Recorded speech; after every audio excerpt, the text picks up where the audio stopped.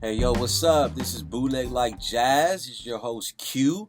And in the studio, we got Blaze and Black. Say what's up to everybody, y'all. What's up, good people? Rick Blaze, a.k.a. Mr. Morris Day 2K, a.k.a. Mr. Allen Champagne. Why they call you Champagne? Because I popped that cork in my cohort to my left. Bishop V. Black, the ambassador of eloquence, the Duke of Dignity, the Picasso of, For context off. and the sapiosexual wild heart. There it is. God damn, baby! Let's have some fun today. So where y'all from? Let's get into it. Where y'all I'm from? from Houston, man. Yeah. What high school? I went to Barber, Georgia. Okay. Yeah, so. North Shore Senior High. Okay, yeah. Y'all were competition. Klein Klein Forest. TSU, and then Yeah, Sam we played Houston. y'all. Yeah, and I So- graduated college, Sam Houston State. Yeah, shout out to TSU. bad cats out there, man. Nah, I That's should have what's got an associate from PV, much as I was over there. Shout out to PV, man, for sure. That's what's up. For other reasons. Yeah. You guys got a show coming up. Absolutely. When is that? This Saturday, August 3rd, at the House of Blues. All superheroes don't wear capes. It's the name. It's the theme of the show, man. It's a fantastic show put on by us, and we're headlining the bill. We also have Sam Houston coming from a band from Austin, Texas, coming in. We have Young Martez from Houston that's doing his thing. We also have a young up-and-coming artist out of Houston by way of Atlanta now, male figure. So we got some talent, and if you haven't seen a Blazing Black show, By themselves. yeah, this is it's gonna be. I promise you, it's not like anything you've seen before. So Bootleg Like Jazz has some tickets to give away, huh? Yeah, Right. let's do that. Yeah. I'll be there at the show Saturday night at the House of Blues. We got 2 tickets to give away. How y'all want to give them away? I got an idea. What y'all got? Let's hear your idea. You might have some. My idea, first person to share the photo of us from Bootleg Like Jazz Instagram gets that ticket. I like Right. that. And Right. then let's do that. The first lady to Let's first person to do that, and then the first person to like our IG page. Let's do that. right. Cool. So the first person to like our photo on Bootleg Like Jazz on Instagram and And the first person to like our page, Yeah, Blazing Blazing Black on our IG. And we got 2 sets of people who can win tickets. We'll do 2 tickets each. Yeah. Yeah. You give away 2, 2. then we'll give away 2 as well. So So- we'll give away 4. So first person that's listening to this, go like their page on Yeah. Instagram. And my phone right here, so we'll get to see all of them. Mm-hmm. If you like it, bam, we're already on it. Absolutely. And then same with the photo we're going to take. We're going to put on Instagram. First person like that, you got the tickets. It's going to be a great show, man. Is it a like or a follow? I'm not up on. It's a follow on IG. Yeah, it's right? a follow. IG It's a follow. follow. I'm sorry. I'm saying Yeah. like, let me get the specifics correct. So Yeah, right yeah. after we get the update from BBW, Hey. the BBW models that hit us up, I'll let you know. Yeah. Yeah, I get hit up too, kid. Yeah. So you guys got this new album. What's the name of this new album? Well, the project that we have out, we actually put it out last summer. It's called Summer Slam, and it's just but it's good all summer long, any summer of the year, because Right. it's just it's that feel good. You pop it in and you just let it play. You know what I mean? So, a lot of people ask what kind of music that we do, and I consider our music, our sound, just contemporary art. Contemporary is how else would you describe yourself?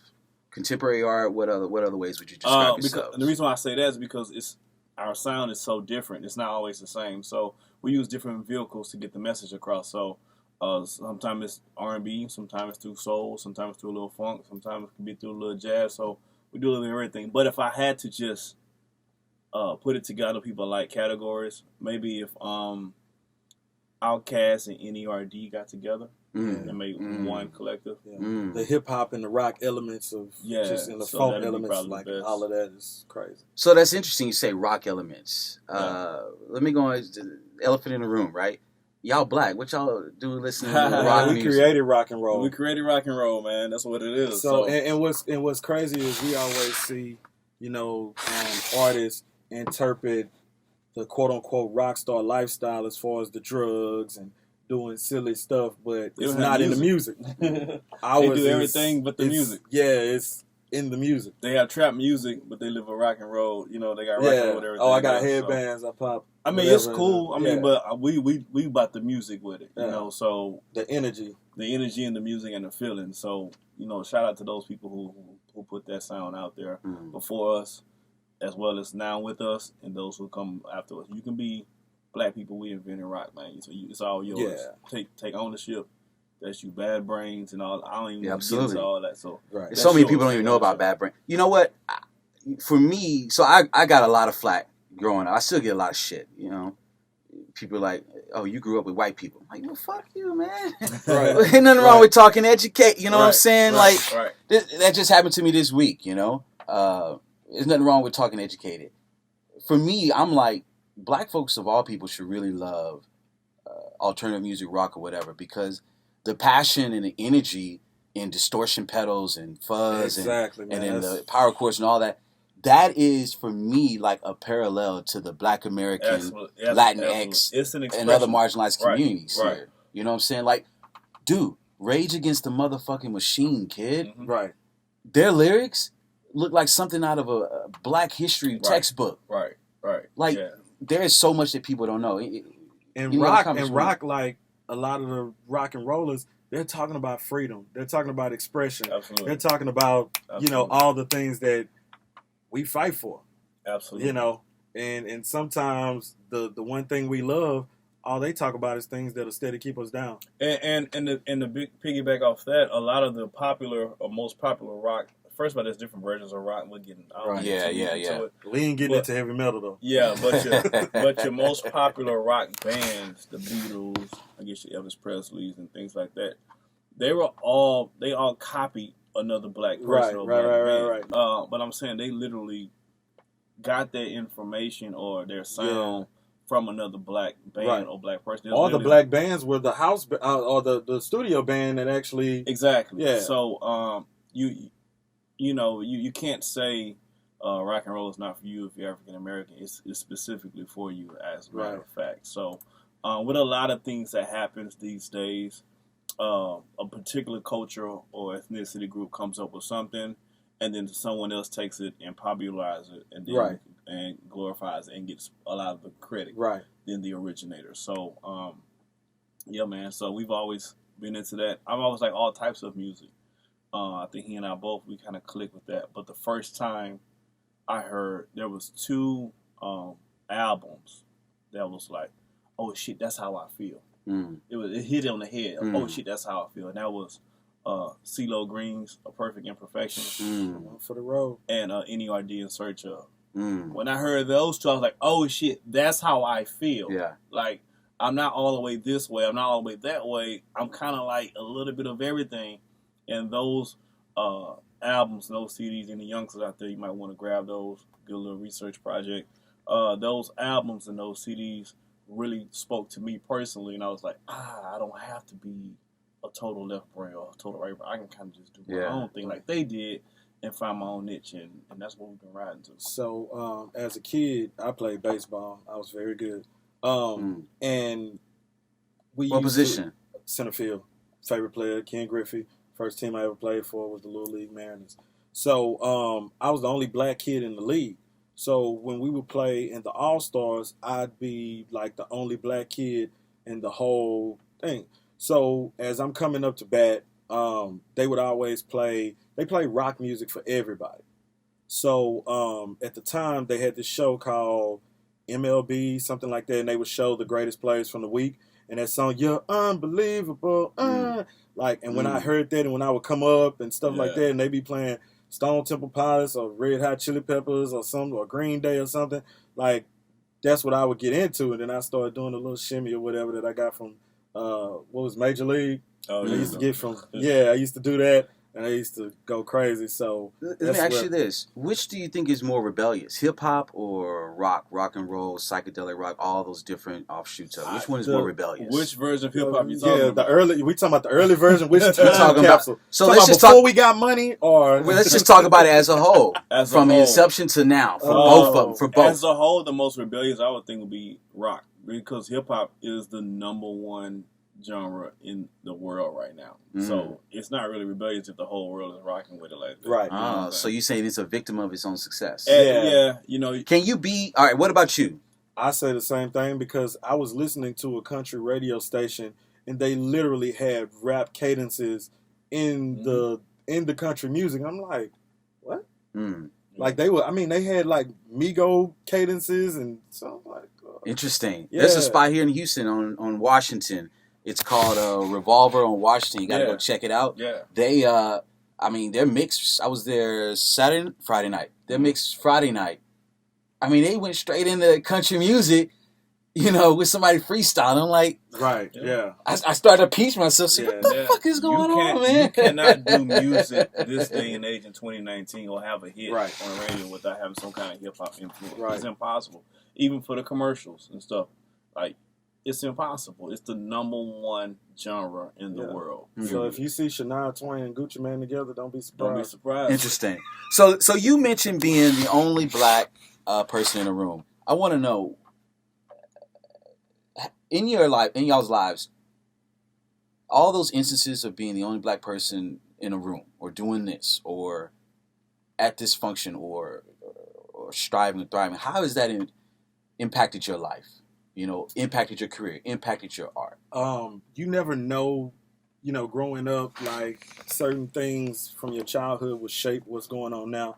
So as a band, we get booked at a lot of festivals. We get booked on shows that no other black acts are on, places that we open the door for a lot of black acts to play at certain places that didn't do hip hop. Now it was like, okay, well, we'll take your crowd because you're hip hop, but you can only play on this night, on that night, this and that. When we came in, they had to up the pay. They had to, because of the way we handle our business. Yeah. Our first few shows were predominantly white crowds. Right. We got jumped on off. a Tuesday. Yeah, we got jumped off live performing in front of predominantly white crowds. So we're just now, to be honest with you, we're just now starting to play in front of black audiences. Right. It was either all predominantly white or a pretty good mix. Right. So this switch, how's the reception been? It's been surprisingly cool. Now going into it, we had a little residency at 5015 before they shut down just recently. Where is that at? Off of Alameda. So it's our people all day and all night. So we had a residency that they signed us up for, and this was our first time playing in front of like a 99% black audience. In a crowd that's used to people playing covers. Right, and we don't play covers. Since they opened. They were open for about 10 years, and we were the last band. And the last person that came had like a 5-year run of doing covers. All covers. R&B covers. And we're not that. Sided Cold Blues. So we go into this, and we had rehearsal. I remember the last rehearsal before our first set, and people was kind of like, we were like, hey, man, how do you think? I was like, check it out. I don't know how this is going to go. Yeah. But if we're going to go out, we're going to go out doing us. Right. We're going to appease a little bit because we understand the dynamic and the people of which we're entertaining. But at the end of the day, we're going to be us. So if they don't call us back, if they end our contract, it's going to be because I rather you end us because we're being us and us trying to do something we're not, and then you don't like that because then I'm going to feel weak. You know what I'm saying? So we went in, we did our thing, and to our surprise, man, they loved it. But also because of the way we market and because we know our fan base, we figured a couple of things. Look, Blazing Black with sex symbols. I bring the BBWs out. He bring the model chicks out. So I know if it's dudes there, they're gonna be buying drinks, which means money for the bar. Right. Which means it's gonna be a good look because it's all sexy women there. Right. We're gonna put on a show. People gonna get faded. They're gonna be like, they ain't gonna care what we playing. But we gonna be jamming anyway. But they ain't gonna be like we. That's real. We have to come and totally throw a dud to That's real. Be, you know what I'm saying, recognized in the room because the euphoria is just so high.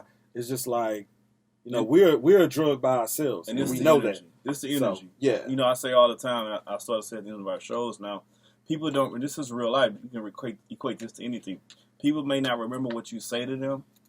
They may not remember what you did for them, but they'll never forget how you made them feel. Good or bad. Good or bad. So as long as you think about Blazing Black, you may not remember none of the songs because they were original. You may not remember nothing that we said, anything, but you're gonna remember how that feeling made you feel. I equate my favorite concerts by how I felt at that show.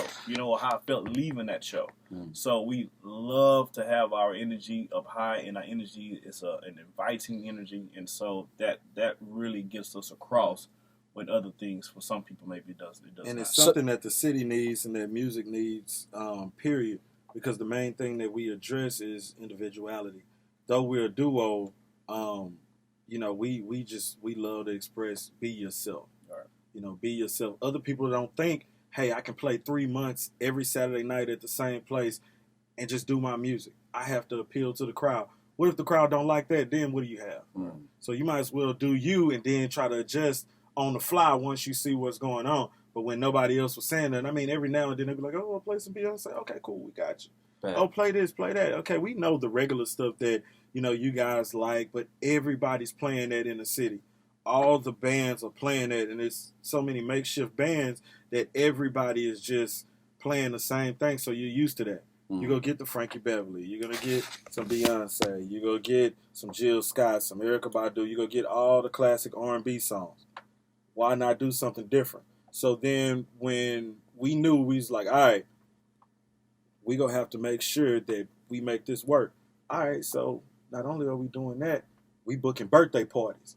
We making sure it's going to be our people plus a birthday party of people that know us.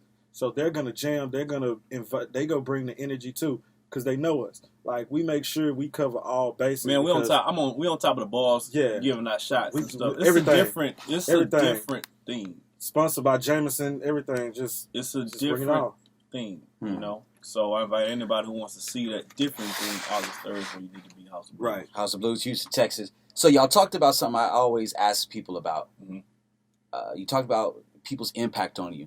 Who had that impact, or how many people had that impact on you that made you go down this artist route, this artistic I would lifestyle? Say, first who was that for you? I have to give it to. I'm gonna keep it short.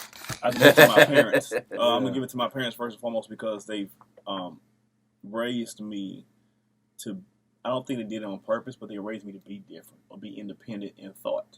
So I was. That's not most black parents in my experience. They want you to get your toe. Yeah, they didn't even get a job. Yeah, they didn't even even spend like when I was young. Like all the kids at school had their Jordans and things like that. Of course, as a kid, I wanted that too, but my parents could afford it. They middle class America. That just wasn't their thing. So at a young age, I had to learn how to be cool with what I have with just doing my own thing. So I had to be cool without having the Jordans, you know what I'm saying? I had to be cool without having all of the starter jackets. I had to be cool without having all those things. So I learned, so by doing that, by the time I became 17, 18, 19, I was so used to just doing my own thing that I didn't want to be in the in crowd anyway at that point. Like, I was looking for the established yourself. I've already established myself as different. So now I get timid when I see the majority. I go to this day, if you say a bunch of people like X, Y, and Z, I'm going to hold out. Because I'm just against the majority until I come to that conclusion. So you're not going to get the new iPhone when it come out. You're going to wait till everybody experiment with it and then you're going to get it. Yeah, I'm going to try to see what... He's like that with music, too. I'm like that with man, you heard such and such? Yeah. Like, man, I'm going to let that die down. I'm going to let the hype die down. Yeah, I'm not... Because I don't... In my opinion, from what I... just where I grew up, if the majority run to it, it may not be good. It just may be what the majority into. And I know 90% of the world are followers anyway. Right. So I don't need to jump into that off top. So between that and then my 3 most influential people musically, this is going to be a weird list, but 3 people. And I can get details one people. I just keep it 3. Kirk Franklin, Will Smith, Michael Jackson. Real talk, most people don't know Kirk Franklin started off a lot of careers in Dallas. Whole genre of he started off so many careers in Dallas, man. Like most people don't know that, bruh. Tamala Man and David, bruh, and his live shows are awesome. Second to none. Shout out to Kirk Franklin and all his other influence. Y'all welcome on Bootleg Like Jazz. Shout out to any other artists. Y'all welcome on Bootleg Like Jazz. Absolutely. What about Jay Kelly, the gospel? So I have the same experience with the parents. More of my mom than my pops, but my pops always made sure that if I told him something or I did something, I had to do that. I had to hold that. There was no, you got to commit to that. So he taught me the work ethic part. And my mom, she had me to embrace the spiritual faith and the, just stepping out on faith. So that's women. They bring that culture. Moms bring culture. She had me in a lot of enrichment activities as a youth. that I had to use my artistic, ability because I couldn't draw. I didn't know how to read music. So I had to figure out a way to, fit in with the creatives, just being myself. So she influenced that. And then with the music, she used to sit me down every Saturday night. And that's like the only time we watched TV together is when the Apollo came on, or the Arsenio Hall show. Yeah. And she used to say, "You're gonna be on TV," and I was just like, "That's cool, Mama. All right." But I wanted to play baseball, so I was like, and my dad was with baseball, so sports he's a board for, but like music and stuff like that, it didn't get into recently while he's watching the news and then Blazing Black performing at Super Bowl, live at Discovery Green. Then he's calling everybody, "Hey man, what's up?" Or Blazing Black, on TV or something. Then he's all excited and stuff like that. But yeah, so my three, Prince, Pharrell, and Janis Joplin. Yeah, Port Arthur. She's from Port Arthur, Texas, man. Yeah. Janis Joplin was the shit. So I went to her live experience at somewhere, but it was great. I want to switch gears to you guys' album. Okay.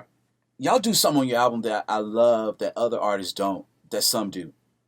Why is there commentary and candid or awkward moments at the beginning of tracks, at the end of tracks? Nah, because I don't know why he do that. Ask him. I like that shit though, man. That's what he do. Well, the albums that we grew up on, like the Bad Boys and stuff like that, like they had the skits and they had the Mad Rapper. K-Dot had that shit. Yeah, and so I love that. So we've always been, or sometimes you have to listen to our tracks all the way through because it may just be the space, like nothing's going on, or the song is about to end. And then something else comes on, and then you're like, whoa. Yeah. And I'm into beat flips, so I'm always trying to, he's the producer. So I don't produce. So I always try to get him, "Hey, man, like, I heard you playing something, and it's not a whole song, so I need you to do something with that. Like, flip that." And it goes back, for me, and then, back in, I sound old saying this, back in the day, but, some of you knew was a fire album when they had them skits and stuff. Right, it helped set the tone. And that was the only reason it had 17 tracks because they counted the skits. Not like today. And you're forced to listen. You don't want to skip through. You know what I mean? It sets up. It helped navigate you through the album. Right. So again, Lauryn Hill did that with Miseducation of Lauryn Hill. I'm about even from your Dr. Dre's and stuff. I'm about theme and concepts and things like that. So I use those commentaries to help navigate what's either going on before, what's just happened, or what's about to happen. So it should be fun. Or sometimes it's put in there because the two songs that's going back to back might not. Yeah, you need to break that up. Yeah, you got to break. It's like nope. It's like I'm looking at the track list. I'm like, there's nowhere else for me to put this song. Right. So I got to break it up some kind of way. Yeah. You know what I mean? And then sometimes our real life shit just be worth documenting. Right. And a lot of those skits are things that actually happen. Like if you listen to our pop cult music electric revival, like most of those skits were from our voicemails. Yeah, they already existed. Yeah, they were already existing. My dad calling me, there's some people out there, some cops on the street. Like those things was literally already on my voicemail. I just recorded it and then doctored it up. But where can people find your music online? Everywhere, man. Spotify, iTunes, Deezer. It's Blazing Black. Take the and out, put an X. Yeah. Blaze, put a little space, X, space black. Put a little black. And then man, you can find us everywhere. Let me know if someplace you can't find us actually. Right. I love album artwork. I love that album artwork from last summer. Who did that? I didn't do it. I had it. I got somebody to do it, but it was my creative idea, man. And you guys only see a little bit of. I had a whole little. You know how you have on like on the video games or on your baseball. I had like everybody's attributes, and I had a number. Gotcha. Overall rating. Yeah. Like I did I went all the way in on it, and we still need to put that up. So I went all the way in on it. So I might the whole concept for SummerSlam. For those of us, it's a wrestling reference, but ultimately, I want it to be, and maybe it'll come to this in some time, maybe it don't, but I say it out here, you put it in the atmosphere, you never know. Ultimately, I wanted SummerSlam to be a yearly summer project with a lot of people on there. Like, maybe a lot collaborations. A lot of collaborations. Maybe just a Houston thing. Maybe not. But I'm just saying. My mind started as just like a Houston thing. So I said we're going to just go ahead and step forward. Then everybody have their own little character, their own little rating, and maybe your ratings. And maybe you're the champ for this summer. Tag team champs for this summer. Then next summer we'll see who's and make it a cool little thing. So that was the initial plan and setup. But a lot of the work that we do is just he and I. Right. So I when we try to reach out, I mean, it's a, people have literally told us, "What do you want me to do? Like, what am I supposed to do?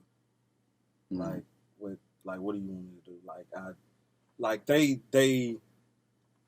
They like the vision and things like that, but it's just like, how is it gonna mesh cohesively? And so we respect that. We're not mad. It's like, all right, cool. So when we find people to collab with, I mean, we just collab with them over and over and over. What do you think about current hip hop and rap? Who you guys like out there? Let me say this.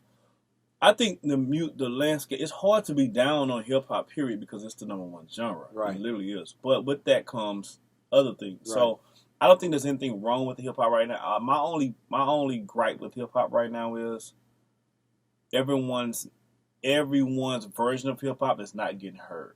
Not getting on the same platform. Right. Back when I used to listen to the radio, you could hear Lauryn Hill, then you would hear Dead Prez, then you'll hear some Ghostface, then you'll hear a little Scarface, and you hear a little bit. You can't hear Erykah Badu, and then the next song Megan Thee Stallion. Yeah, you're not. Yeah, well, these days everybody when I listen to the radio, that's why I really don't listen to radio. But it sounds like one long ass track. Right.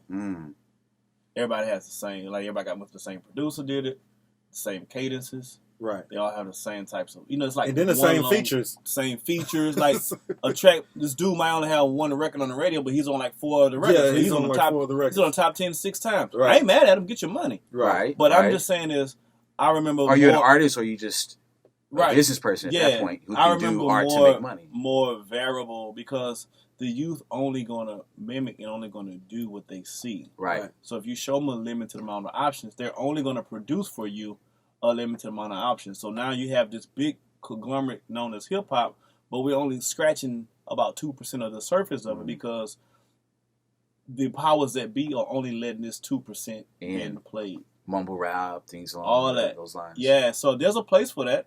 There was a place for that then, back in the gap, but it wasn't flooded with just that, So those who want to be creative had opportunity like us. We listen to creative things. We had opportunity to make decisions on what we like or what we wanted to mimic or copy or try to emulate.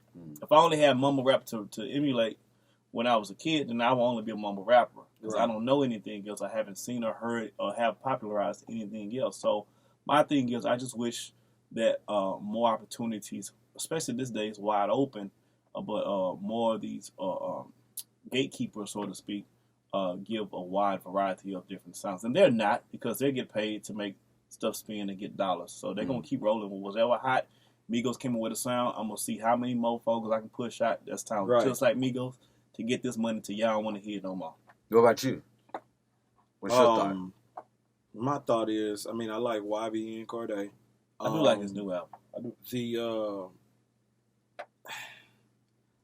certain artists, I like their energy, but I think they have the same verses on every song. But the energy is needed because you have those, we just go say it, rappers that sound like they just on drugs. And you can't, it's be so auto-tuned, you can't hear, what they're talking about. So like I say, I like the energy of the baby. I'll leave it at that. I love Dreamville. I love their energy and things that, they have going on.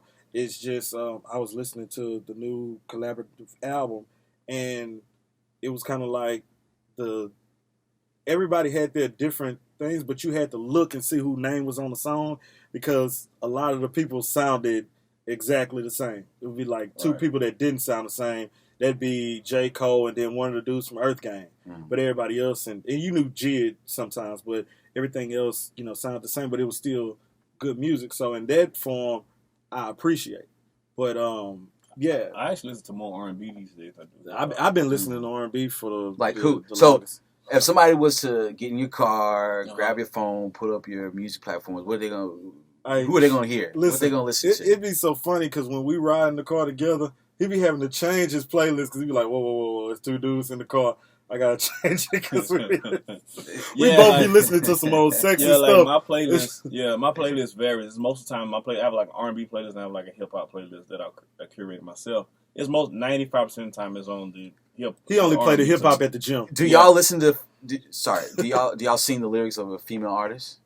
We can't do that anymore. There's 90s, some dudes that are like, no. Listen, in the 90s, it was cool because I was just at a club and they was playing some Mary J and some Monica, and that's when I could just not say the boy, and or I could switch the lyrics and everything else would go. But nowadays, but now it's slide on the slob on it, and I can't. You know what I'm saying? But like I said, it was certain artists or certain songs that I loved back in the day, like that Kaya, My Neck and My Back. That's my shit. So now when I'm hearing these other, I can't get mad because I know that Lil' Kim hardcore album, I know what it did for me. Yeah. You know what I'm saying? But I was younger, but it's like, now I'm like, okay, that's cool. Or I might listen to it if I'm with another lady and we in the club or something, but I'm not jamming that by myself. Yeah, but in the car right now, it's for me mostly R&B. So if I listened to an album from start to finish, that's a short list.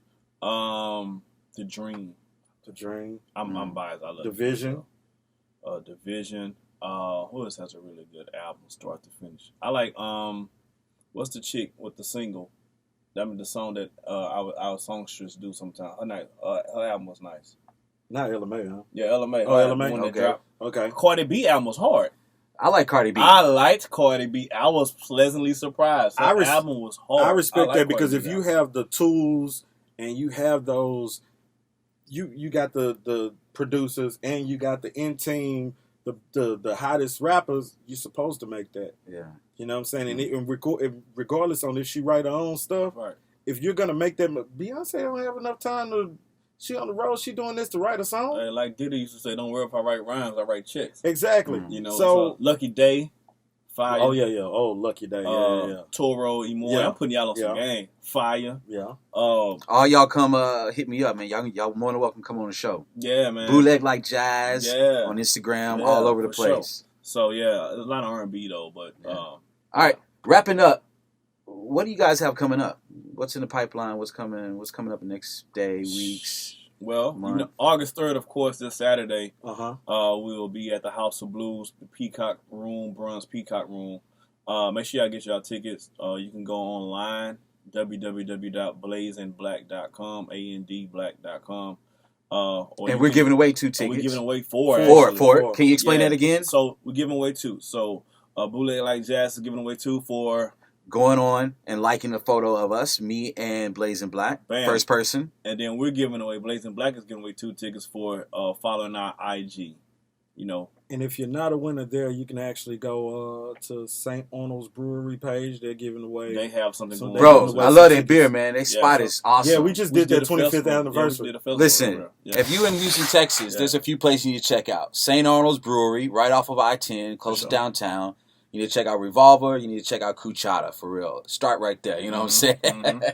That's the food place, right? Cuchata, yeah. It's a Mexican food place. There's another food place you need to check. West Indies food. But they have some good fried chicken there.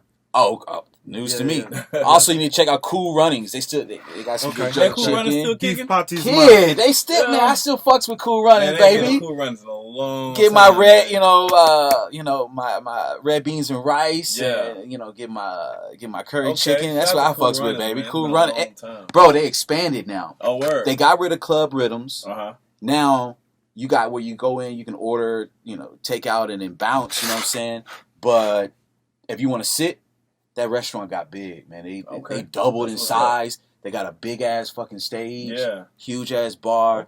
I mean, probably you can seat 200 people up in there, man. Yeah. Also shout out to Green Seed Vegan, and then also Delicious Treats. Yeah, for sure. So yeah. She got some fire treats, man. Check out Soul Food Vegan. Yeah, Soul Food Vegan right there on Emancipation, right down the street from E-Double. So yeah, man. So we there. What else y'all got coming up? Yeah, August 3rd. In September we're at Axelrad. September 6th we're at Axelrad. That's my spot too. Axelrad is nice. What else we got? He know all the November 9th we're at Axelrad. And I mean, we'll be getting other shows, so we'll let you know. Oh, we have a festival coming up in Pearland, September the 28th. Yeah, and I'll let everything's you know. on. And our we're probably IG doing something for my birthday too, September Facebook. 23rd. So we'll let you know. So and then we got some music. We're about to start releasing some singles with some visuals. Thank God. So we got those coming up, man. Really gonna start hit you guys with some back-to-back joints. You know what I mean? So really flood the market with that. We're gonna have merch. So if you can't make it to the show, we're gonna have merch, and also the show is for a good cause. So Fresh Spirit Wellness is a nonprofit that we're donating some proceeds to. Right. It's a battered women's shelter or women that have been in sex trafficking or things like that. Right. So we're putting some proceeds in their pockets, man, from the show. So this whole thing started because August the 4th is actually our proclamation day in the city. We have our own day in the city. That's what's up. Yeah, so it's like them slight humble brags, man. This is like royalty. You know what I'm saying? It's like a slight humble brag, man. So August 4th is our day in the city. Every year, August 4th. So we decided instead of just making it about us, let's make it about a community. Let's help out as well. So that's why we're having the show August 3rd. And then a portion of our proceeds will go to Fresh Wellness, the nonprofit, to assist those young ladies and the great people, because believe it or not, like I said, like the theme says, all superheroes don't wear capes. Those people are heroes, helping out those young women, and you are a hero in somebody's life, believe it or not. So make sure you set a good example at all times. Exactly. Hey, that was Blazing Black. This is Bootleg Like Jazz. I'm your host Q. They got their show this Saturday, August 30th, House of Blues. Go get your tickets, or go try to get the free tickets through us or through them. Today we talked about Sunrise.